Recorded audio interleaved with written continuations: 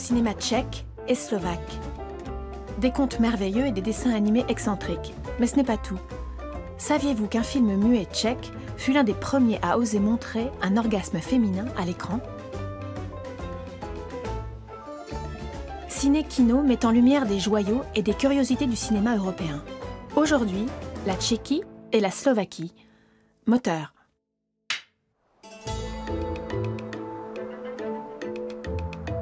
Une comédienne. Markéta Lazarova est considérée par les critiques comme le meilleur film tchécoslovaque de tous les temps. Cette épopée d'une grande puissance plastique qui évoque les luttes sanglantes entre les clans au Moyen-Âge a été tournée en 1967 dans la Tchécoslovaquie du socialisme réel.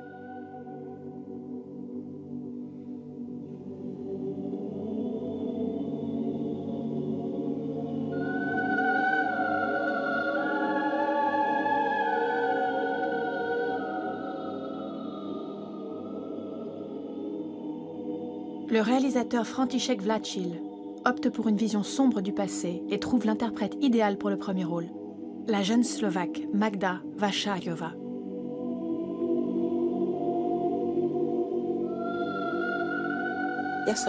J'avais 15 ans, j'étais encore une enfant. L'équipe du film est venue dans mon école. Ils cherchaient une jeune fille de 14 ou 15 ans. J'avais des cheveux blonds naturels, longs de plus d'1 mètre, je pesais 40 kilos. J'avais de grands yeux. Bref, j'étais le bon choix pour un film. Pendant 2 ans, j'ai été séparée de ma famille, de mon école, de tout. C'était très dur.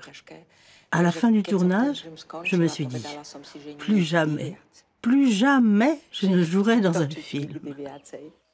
Mais elle continue à jouer et devient la star du cinéma d'auteur tchèque.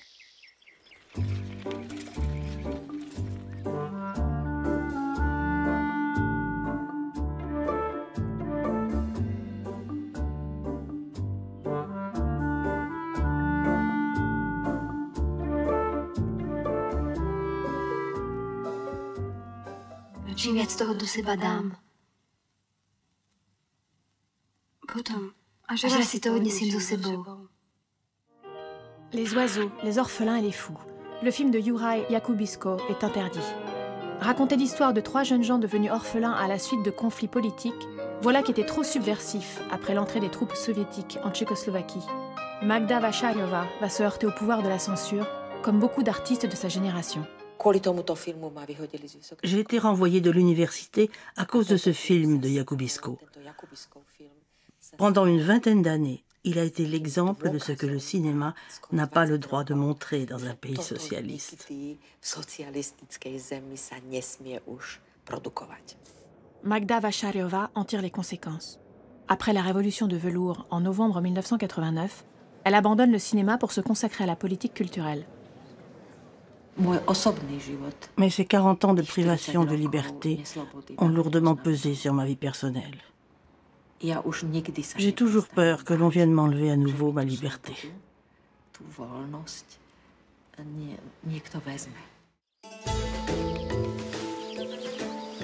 Une personnalité marquante, le brave soldat Švek.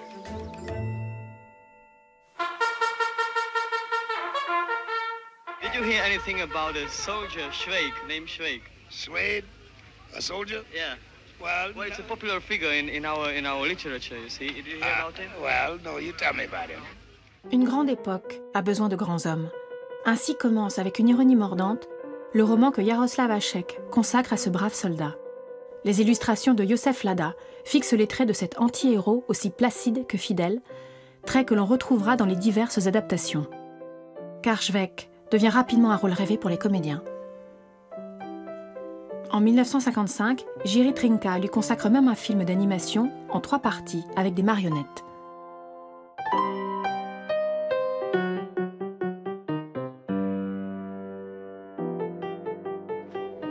Švejk ne se révolte jamais, mais sa façon de s'adapter crée le désordre.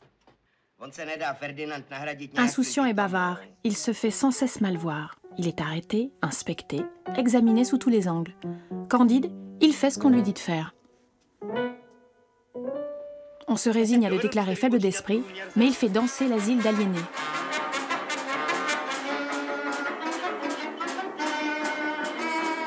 Toute autorité vole en éclats au contact du brave soldat. Son innocence et sa naïveté obstinée résistent à la logique militaire. Švec à la guerre, c'est une véritable erreur de casting.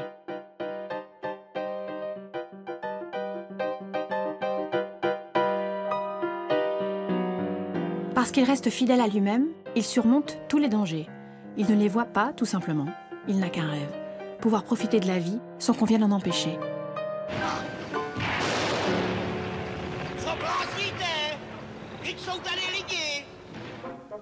Le brave soldat suit toujours son chemin.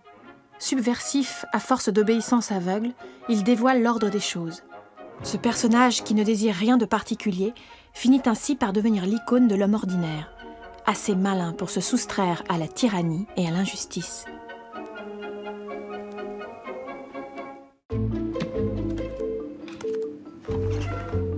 Un réalisateur. Miloš Forman, citoyen américain depuis 1975. Il a offert au cinéma hollywoodien de grands films, des films surprenants avec des personnages inadaptés, des histoires non conventionnelles où se mêlent l'amertume et l'étrange. Il a remporté 2 fois l'Oscar du meilleur film, en 1976 avec Vol au-dessus d'un nid de coucou et en 1985 avec Amadeus. C'est la carrière d'un exilé, puisque Forman a quitté son pays en 1968 après l'entrée à Prague des troupes du pacte de Varsovie. Ses premiers films tchèques comptent aujourd'hui parmi les joyaux du cinéma d'auteur européen. Refusant l'esthétique officielle, ils sont attentifs à la joie de vivre et aux absurdités nichées au cœur du socialisme réel. Après le travail, les amis font la fête, dansent, écoutent de la musique. On entrevoit la possibilité de s'épanouir en dehors des normes. Chaque moment recèle à la fois une promesse et le danger de voir les choses dérailler, de devenir incontrôlables. Nás nejvíc inspirovala reakce na tu nesmírnou pitomost, co se tenkrát tady dělalo. A ve všech těch lidodemo, kinematografii, že ty naprosto teda prázdný, naivní, že socialistický realismus, že ukazovat život ne jaký je, ale jaký bude v komunismu, že a tak dále. No to byla prostě, na to se nedalo koukat, to byla naprostá nuda. Au début des années 60, Forman fait ses études à la FAMU, l'école de cinéma de Prague, dans une atmosphère d'effervescence. La nouvelle vague tchèque prend naissance ici. Stop. Un exercice de mise en scène à l'école. Kameramann, messen Sie noch einmal das Hauptlicht nach. Es scheint mir etwas zu schwach. Et une scène du film de Forman, Les Amours d'une blonde, tournée avec des comédiens non professionnels, nourris d'observations documentaires. À mon avis, l'humour tchèque est un don magnifique, qui consiste en cette incroyable capacité des gens à l'autodérision.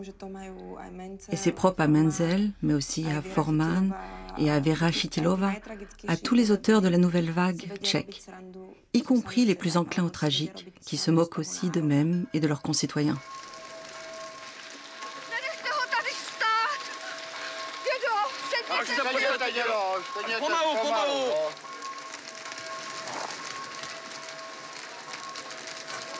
Oni, jděte na scénu, kousek. Teď já tady stojím proto, aby neviděl, jak mu hoří barák. Taky ho na to necháte koukat. Otočte ho aspoň. Jde to blbý. Tak se jenom otočte.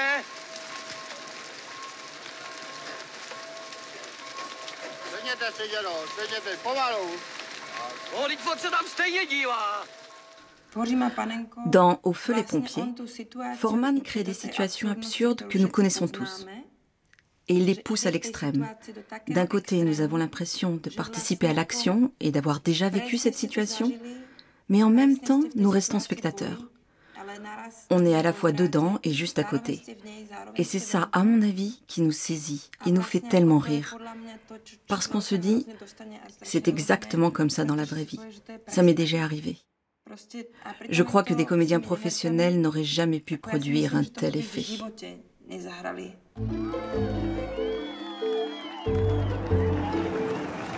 Un événement. Un retour triomphal d'Hollywood. Režiséři Jan Kadár a Elmar Klos přivezli ze Spojených států jednu z nejvyšších filmových cen světa, zlatou sošku Oscara za film Obchod na korze. V pyžamu Jana Kadára celou cestu z Hollywoodu odpočíval slavný zlatý Oscar.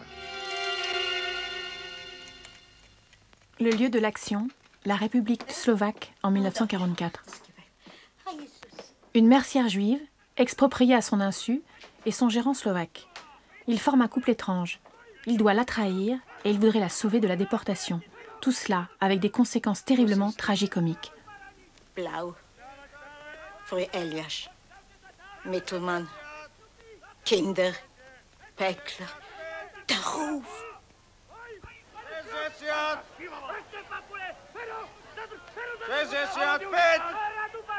Versteht zich toe. Le miroir aux alouettes a été tourné en grande partie dans la ville slovaque de Sabinov. De nombreux habitants ont fait de la figuration. En 2016, une statue y a été érigée en souvenir de l'Oscar remporté par le film. Bien qu'elle soit haute de 2,50 m, on ne peut s'y tromper. Elle représente bien un Oscar. Mais avec des variantes. Elle n'a pas d'épée, mais tient dans sa main un bouton. Un hommage à cette mercerie qui en vendait dans la Grand Rue. Ou qui n'en avait plus à cause de la guerre.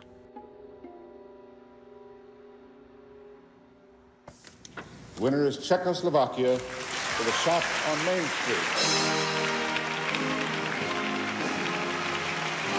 Accepting for Czechoslovensky Films, Jan Kadar, co-director of The Shot on Main Street.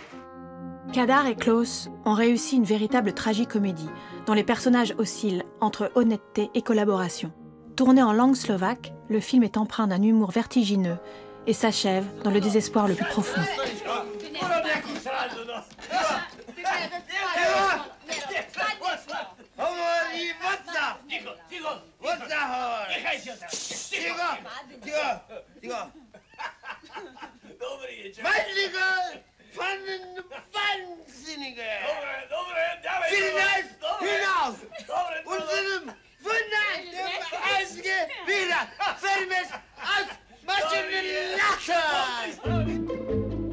Un chiffre. 289 230. Les films d'animation du Tchèque Jan Švankmajer reposent sur le principe de la métamorphose. Un photogramme après l'autre, il met en scène des transitions, des transformations. Rien ne demeure inchangé. Les frontières se dissolvent entre l'animal et l'homme, entre le vivant et l'inanimé. Un art subversif où règne l'humour surréaliste. L'animation consiste à mettre en scène des métamorphoses, image par image. C'est un long processus artisanal. Švankmajer a le projet d'un nouveau long-métrage intitulé Insectes, d'après la pièce des frères Čapek, de la vie des insectes. L'économie du projet repose en partie sur le financement participatif. Le maestro a donc fait de la publicité en ce sens sur Internet, où il a livré quelques aperçus de son travail. Résultat, en 4 semaines, grâce à ses fans dans le monde entier, 289 230 $ ont été collectés. Lidé ze západu se často ptají, jak bylo možné v totalitním Československu tvořit tak osobní a svobodné filmy. Ta represe se totiž vyvíjela v určitých vlnách. Uvolnění, utažení, uvolnění, utažení. Já jsem měl to štěstí, že jsem chytil 2 takové uvolňující vlny.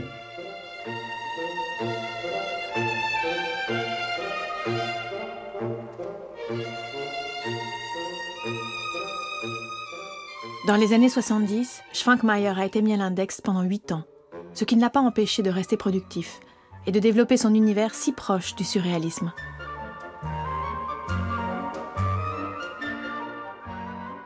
Předměty pro mě vždycky byly životnější než lidé. Jejich paměť je totiž mnohem delší než lidská paměť, která je omezená smrtelností.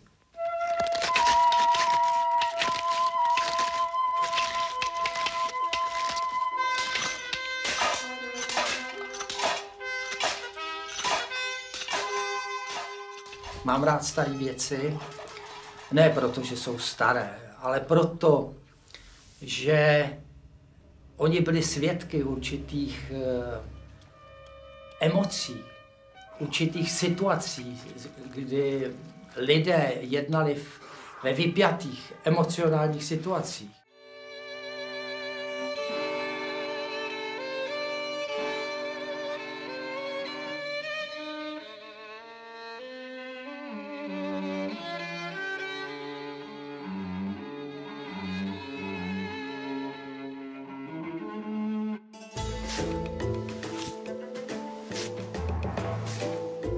Une date. Le 20 février 1990, le film Alouette, le fil à la patte, gagne l'Ours d'Or au Festival de Berlin. Son auteur, Jerry Menzel, est un souvenir.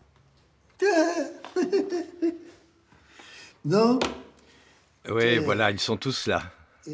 Un instantané datant du milieu des années 60, alors que la Tchécoslovaquie connaît une brève période de libéralisation. C'était une époque heureuse. J'ai eu de la chance de grandir à ce moment-là.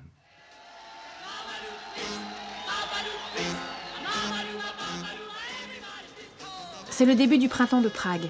Les jeunes réalisateurs trouvent un nouveau rythme, une insouciance précaire. C'est ici, à la FAMU, l'école de cinéma de Prague, qu'ils expérimentent des formes nouvelles. En ce milieu des années 60, l'école jouit d'une renommée internationale, de même que le cinéma tchécoslovaque. On parle d'une génération dorée. Nous avons tous étudié la mise en scène dans cette école et nous avions des liens très forts. Le régime nous a appris, ou plutôt nous a obligés à nous serrer les coudes.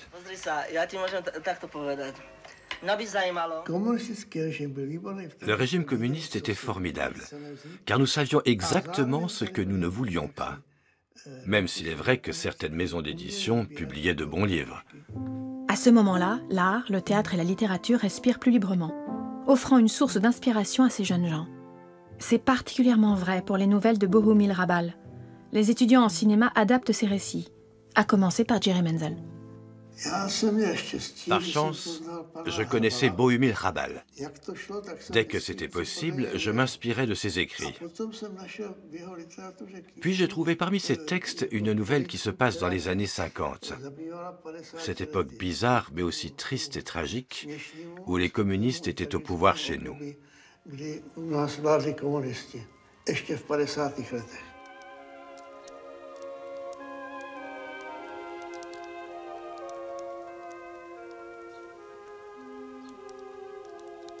Alouette, le fil à la patte, raconte le travail forcé à l'époque stalinienne, mais d'un point de vue qui privilégie l'absurde.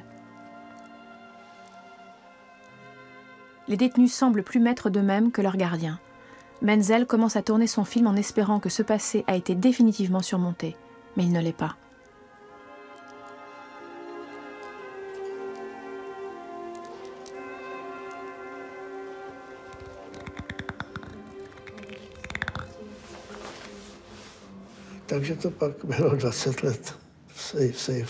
Il est resté pendant 20 ans dans un coffre et on ne l'a montré qu'au Festival de Berlin. Personne ne voulait croire que ce film avait été tourné 20 ans plus tôt. Heureusement, l'acteur principal était là et 20 ans après, bien sûr, il avait pas mal vieilli, ce qui prouvait l'âge du film.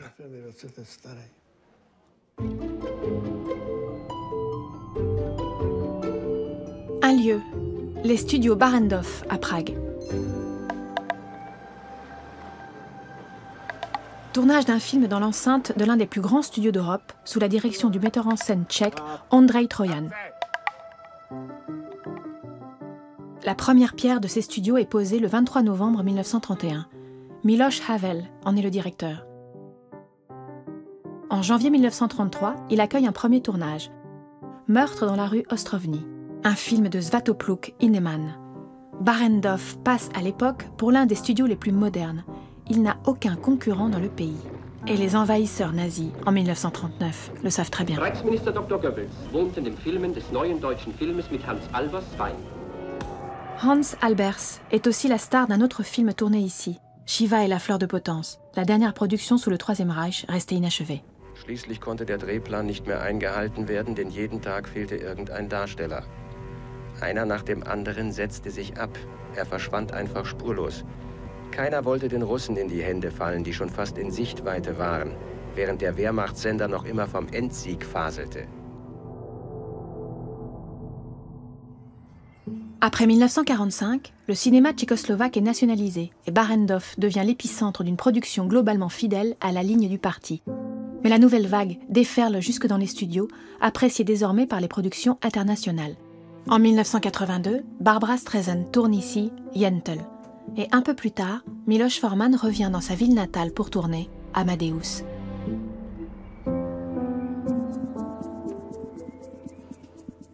Des stars comme Tom Cruise, Matt Damon et Daniel Craig viennent à Prague. Et c'est ainsi qu'on a vu Ethan Hunt, Jason Bourne et James Bond arpenter les studios. Et en 1996, c'est à nouveau un film tchèque qui gagne l'Oscar.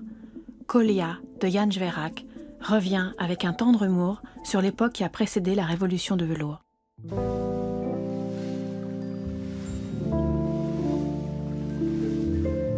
Une scène érotique.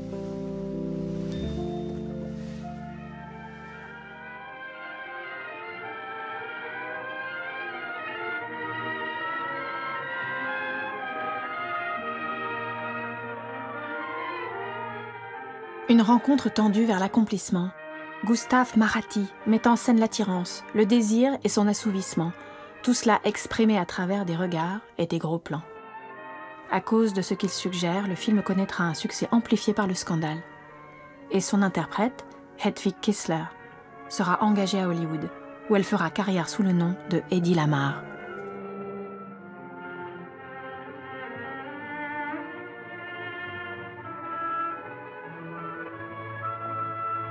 Les historiens du cinéma voient dans cette scène la première représentation de l'orgasme féminin à l'écran.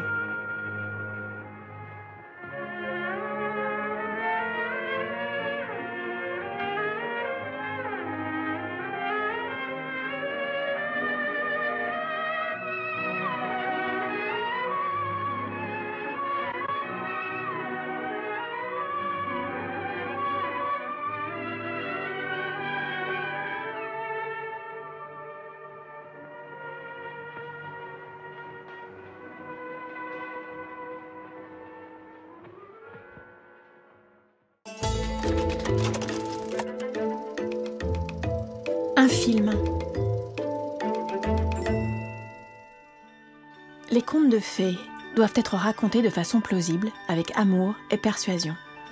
Le cinéma tchécoslovaque sait le faire mieux que nul autre. L'une de ces féeries cinématographiques deviendra un succès européen indémodable. 3 noisettes pour Cendrillon. Plusieurs générations sont ravies de le retrouver à chaque fin d'année, car il est vraiment devenu l'archétype du film de Noël.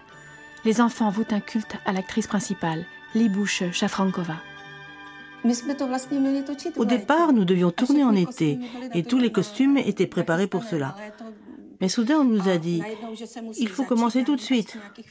C'était sans doute pour des raisons financières ou parce que la DEFA était déjà prête à tourner, je ne sais pas pourquoi, mais en tout cas, il a fallu commencer tout de suite.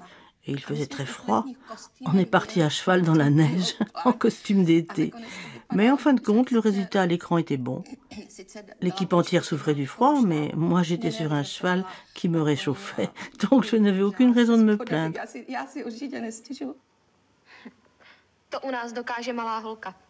Cette Cendrillon, dans la version du conte écrite par Bodzena Niemcova, c'est ce qu'elle veut. Plus encore que dans la version originale des frères Grimm, elle est pleine d'insouciance et de joie de vivre, et elle a du tempérament. Un personnage de conte de fées, et en même temps, un modèle. En 2013, pour le 40e anniversaire de sa sortie, le film est fêté dans le monde entier. Ils ont pris la scène du bal où je parle tout le temps avec le prince. Les joues sont noires de suie, mais ce n'est pas un ramoneur. Un chapeau avec des plumes, l'arbalète à l'épaule, mais ce n'est pas un chasseur. Un très très long monologue.